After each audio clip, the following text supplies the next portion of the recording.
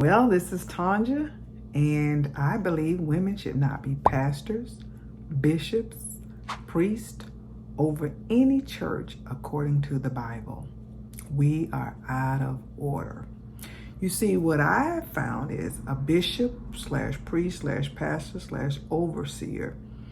The Hebrew word episkopos, that's where they get episcopal from. But it's in reference to someone who has authority to lead in ministry. It has a masculine pronoun, and it's usually translated an overseer or bishop. Clearly, it's a position of leadership, most commonly thought to refer to a position of a pastor. Now, here's what I found in the Bible, and if you find something different, I'm sure you're going to let me know in the comments. 1 Timothy 3, verses 1 through 7, you can read it at your own time. But specifically verse 2 of chapter 3 says, a bishop then must be blameless, the husband of one wife. That's a lot to unpack right there, so we're not going to even go there because their customs were different with a bunch of wives, so I'm not sure if it's one or just one at a time. I don't know, and I'm not going to pretend to know. But I'm going to research it further though, but it's, based on what you feel that God is telling you.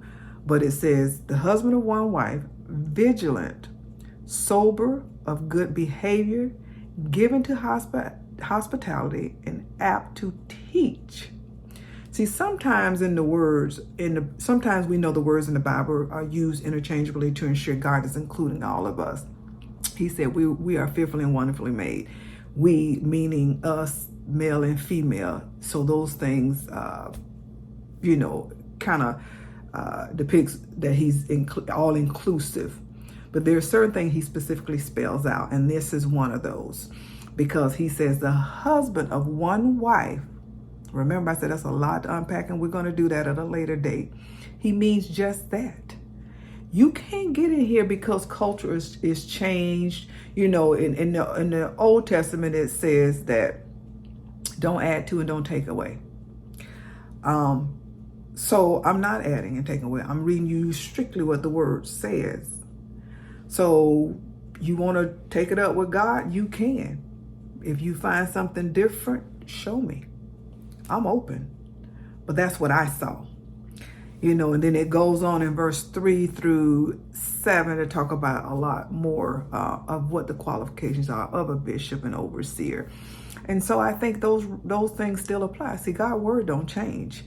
So then you go down to 1 Timothy 2, 11 through 14. It says, let the woman learn in silence with all subjection, but I suffer not a woman to teach nor usurp authority over the man, but to be in silence. For Adam was formed first, then Eve.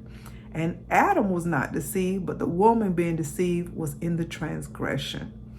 Then we go on in 1 Corinthians 11, verse 3 says, but I would have you know that the head of every man is Christ, and the head of the woman is the man, and the head of Christ is God. Ladies, I know that, I done seen some women that can preach men up under the bleachers, however you want to say it, whatever. I done seen some women that can preach. That don't take away from her knowing the word, because she can learn the word. Like it says, you got to go home and learn from your husband. But 1 Corinthians, and so, okay, I'm going too fast on this one, but I just want to kind of give you the angle I'm coming from based on what we're reading. And I'm giving you scripture so you can go back and read it for yourself. It's not just what Tanja is saying, it's what the word is saying. God has never changed, and nor will he ever. So if we want to change culture and make things acceptable for us because we think we got it going on, we think we can preach so well, or we think we so deep, we out of order.